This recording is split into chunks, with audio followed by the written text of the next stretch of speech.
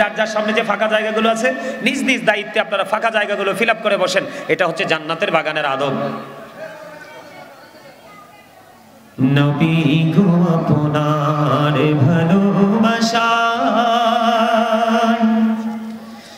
জীবনের গোনা ঝরে যায়।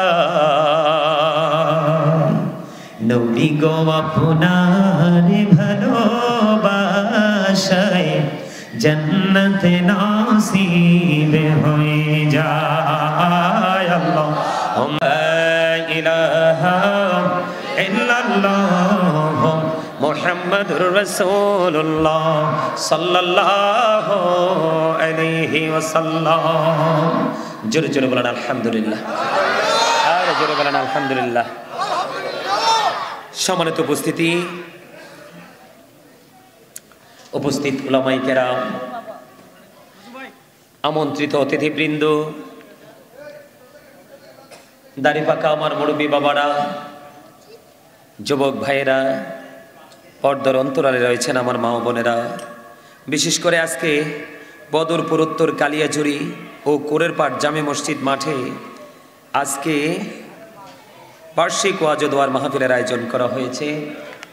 এই মাহফিলে যারা টাকা দিয়ে, পয়সা দিয়ে, অর্থ দিয়ে, বুদ্ধি দিয়ে, শ্রম দিয়ে, সার্বিক সহযোগিতার মাধ্যমে আজকের এই সুন্দর নুরানি ইমানি ইরফানি জলসা সাজিয়েছেন, আপনারা সকলের প্রতি আমার আন্তরিক সালাম। আসসালামু আলাইকুম ওয়া রাহমাতুল্লাহি ওয়া বারাকাতুহু। আপনারা আজকে জান্নাতের বাগানে আসতে পেরে, বসতে পেরে খুশি না বেজার? আরো জোরে দুই হাত তুলে দুখান কে কে খুশি? একবার সোজা করে আলহামদুলিল্লাহ। সম্মানিত উপস্থিতি, আমি যে শুরুতে রাগ করেছি, আমি শুরুটা করব দরুদের ফজিলত নিয়ে। আমরা যে রাসূলের শানে দরুদ পড়ি, রাসূলের কদমে সালাতু সালাম পৌঁছে দেই, এটার আসলে কতটা নিয়ামত, এটা কতটা ফজিলতপূর্ণ একটা জিনিস, এটা আমাদের জানা দরকার। তারপরে আমি আমার মূল আলোচনায় যাব।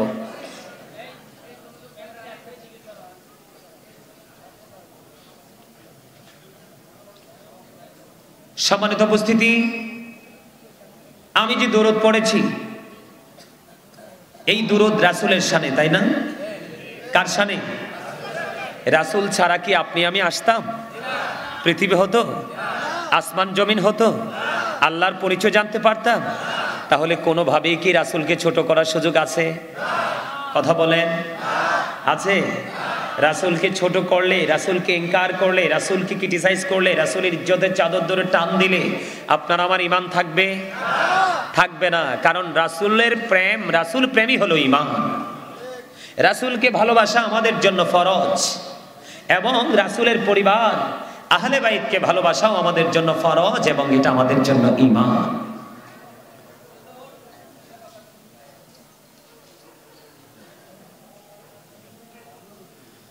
বন্ধুরে আমার, ভাই আমার, বাবারা, আমার নবী, আপনার নবী সরকারি মদিনা, তিনি বলে দিয়েছেন, কেউ যদি প্রত্যেকটা জুমার দিনে প্রাণের নবীকে ভালোবাসিয়া, প্রতিদিন প্রত্যেকটা জুমার দিনে যদি রাসূলকে ভালোবেসে, রাসূলকে মহব্বত করে, কেউ যদি প্রত্যেকটা জুমার দিনে মাত্র ৮০ বার দরুদ পড়তে পারে, আল্লাহ রাব্বুল আলামিন খুশি হয়ে তার ৮০ বছরের সগীরা গুনাহ মাফ করে দেয়। তাহলে দরুদ পড়ার দরকার আছে না নাই?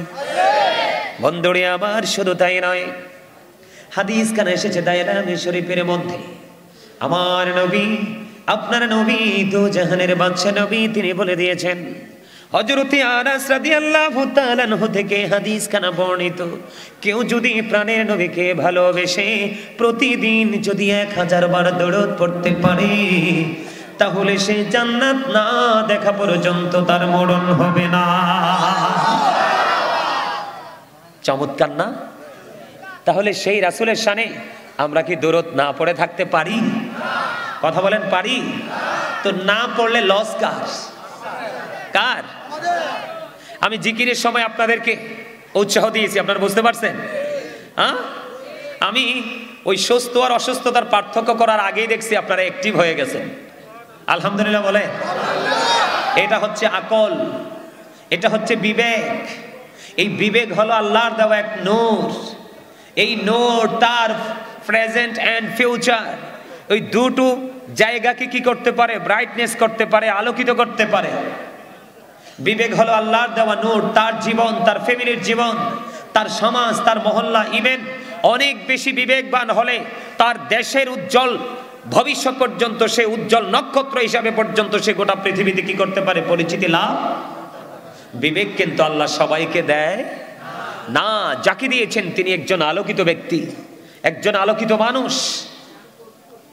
মাথার চুল কাটলো, তারপরে আপনার নাম রাখলেন, পুত্র সন্তান হলে দুটো ছাগল দিয়ে আকিকা, মেয়ে হলে একটা ছাগল দিয়ে আকিকা দিলেন।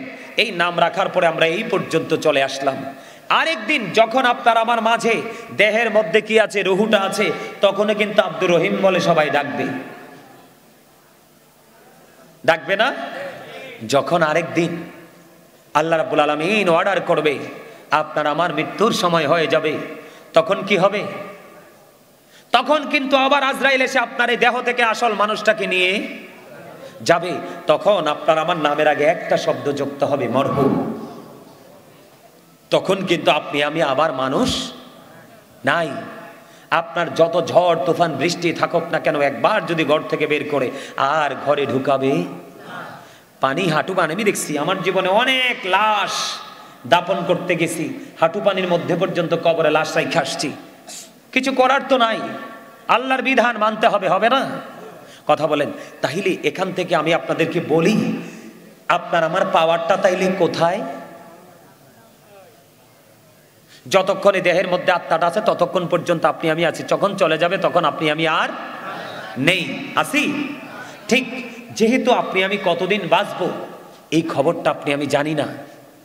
যেহেতু সকালে খেয়েছি, বিকালে কি খাবো সেটাও জানি না। আজকে বেঁচে আছে, আগামীকালকে পর্যন্ত বেঁচে থাকবো কিনা সেটাও জানি না। তাহলে সেই মানুষের অহংকার করার কি আছে? কোনো কিছু আছে? নাই। এই জন্য আপনাদেরকে বলি, প্রত্যেকটা পার্সন ডবল পার্সন, তার মানে প্রত্যেকটা মানুষ ডবল।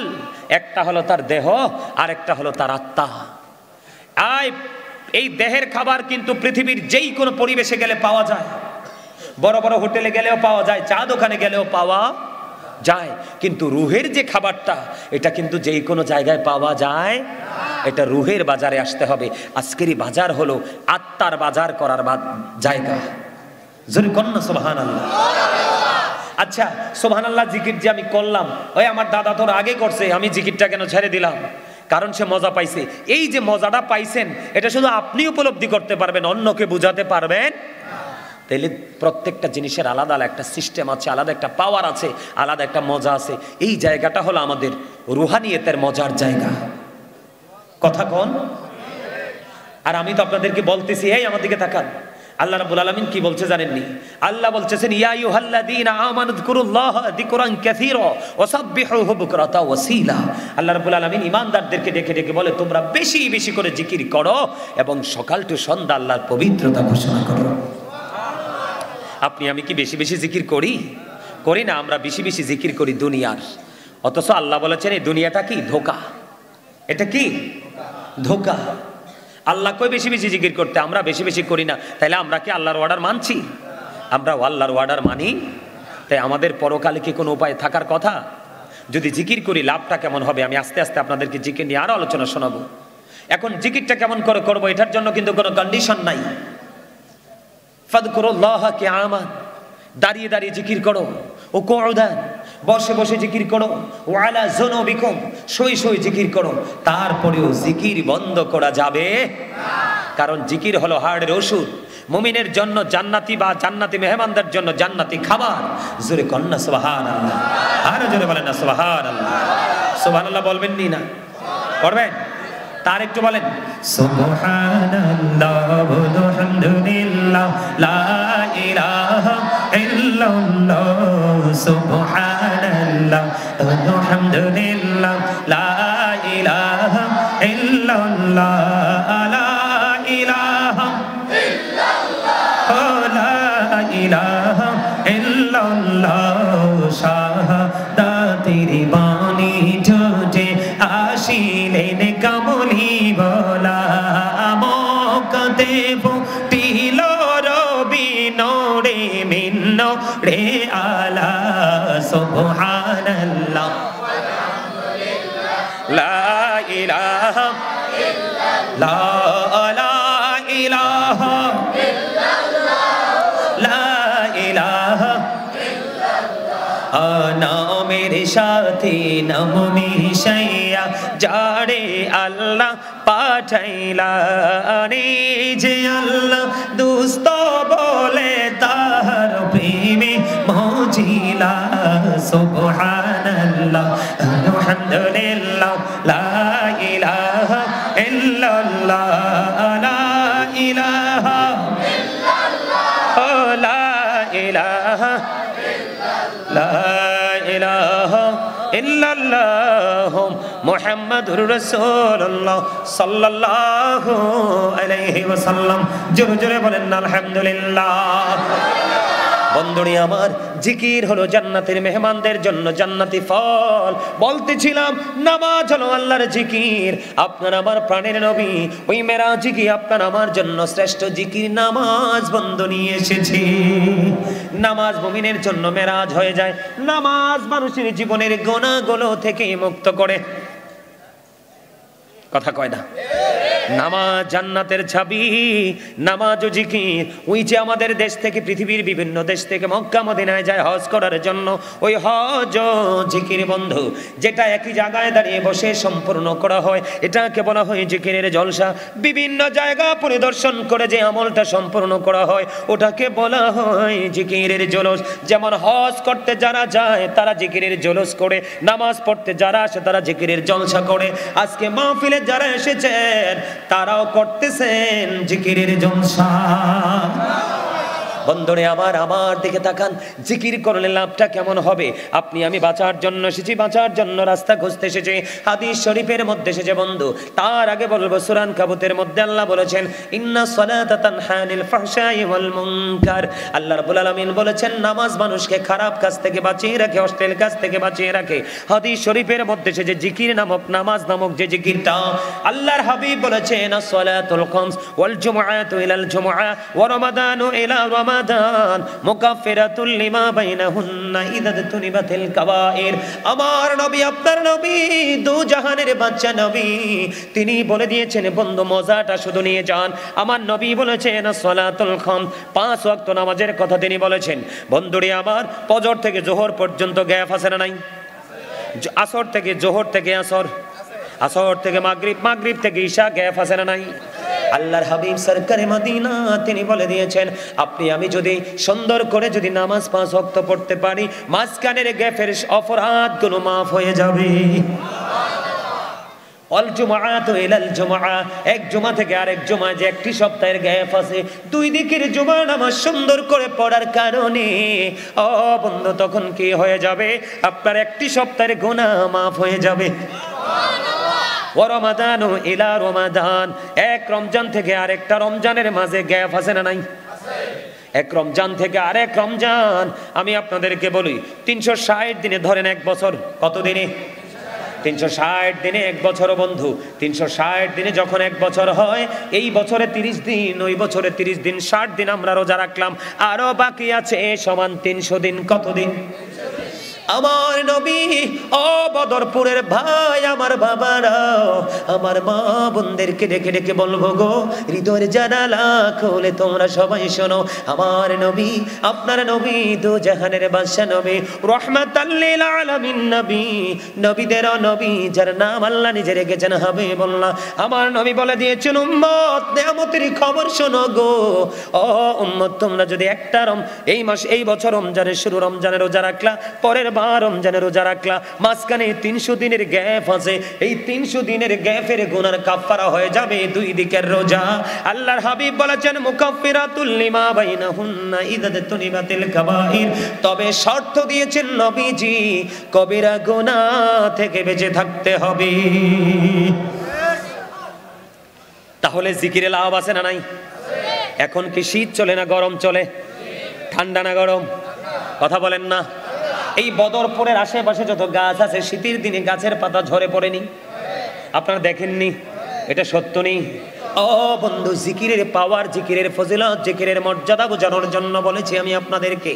বন্ধুরে আমার, নবীজি হযরতে আবু যর রাদিয়াল্লাহু তাআলা আনহু থেকে হাদিস কানা বর্ণিত, আমার নবী, আপনার নবী, দো জাহানের বাদশা নবী, তিনি বলে দিয়েছেন, তিনি শীতের দিনে বন্ধু বের হওয়ার পরে দেখলেন গাছের পাতাগুলো বিরামহীন ভাবে ঝরে ঝরে পড়ছে। তখন তিনি গাছের ডাল ধরলেন, ধরার পরে আবু যরকে একটা ডাক দিলেন। আবু যর উত্তর দিলেন, লাব্বাইকা ইয়া রাসূলুল্লাহ, আমি হাজির। এবার যখন নবীজিকে নবীজি ডাক দিলেন, ও বন্ধু, আবু যর হাজির হয়ে গেল।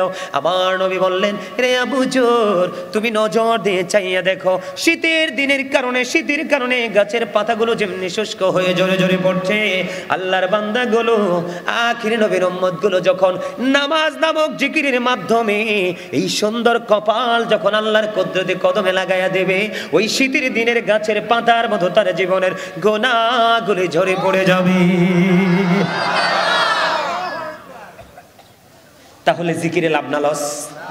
আরো জোরে বলেন না, জিকিরে লাভ না?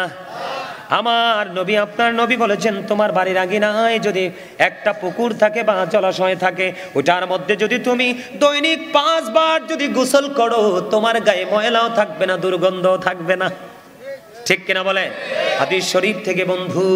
ঠিক তেমনি ভাবে আপনি যদি 5 ওয়াক্ত নামাজ ঠিকভাবে পড়তে পারেন, তাহলে আপনার আমল নামায় গুনাহ থাকবে না, আর আপনার গুনাহ করতেও মন চাইবে না। ঈসা রুহুল্লাহ একদিন হেঁটে হেঁটে যায়। কি করেন? হেঁটে হেঁটে যায়। হেঁটে হেঁটে যাওয়ার সময় তিনি দেখতে পেলেন একটা পাখি। একবার তিনি গাটা ধুলাবালি দিয়ে ময়লা করছে, আরেকবার তিনি পানিতে গোসল করছে। এমনি করে করে পাখিটা 5 বার করলেন। ঈসা রুহুল্লাহ চিন্তা করতেছেন, এটা কি আশ্চর্য ধরনের খবর, আশ্চর্য ধরনের দৃশ্য। আল্লাহ রাব্বুল আলামিন ফেরেশতার মাধ্যমে জানিয়ে দিলেন ঈসা রুহুল্লাহকে, এটা আশ্চর্য ধরনের ঘটনা, এটা আখির নবীর উম্মতের নিদর্শন।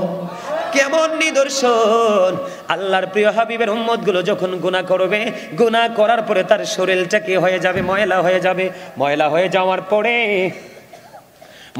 যাওয়ার পরে যখন সে নামাজে দাঁড়াবে, গুনাহগুলো ঠিক তেমনি কি হয়ে যাবে? মাফ হয়ে যাবে। জোরে জোরে কন্যা সুবহানাল্লাহ। যদি জিকির করেন আপনি লাভবান হবেন। যদি জিকির সঠিকভাবে করতে না পারেন, তাহলে আপনার অবস্থা মোটেও ভালো হবে না। আপনাদের সামনে সংক্ষিপ্ত আকারে আমি একটু আলোচনা করব কবর হাসর নিয়ে ছোট্ট করে। এই যে আজকে আমরা শুধু দুনিয়া দুনিয়া দুনিয়া দুনিয়া করছি, আমাদের অন্তরে ভয় নেই, মৃত্যুর ভয় নেই, পরকালের ভয় নেই। আমি আপনাদেরকে বলি বন্ধু, কাল কিয়ামতের দিন এমন অবস্থা হবে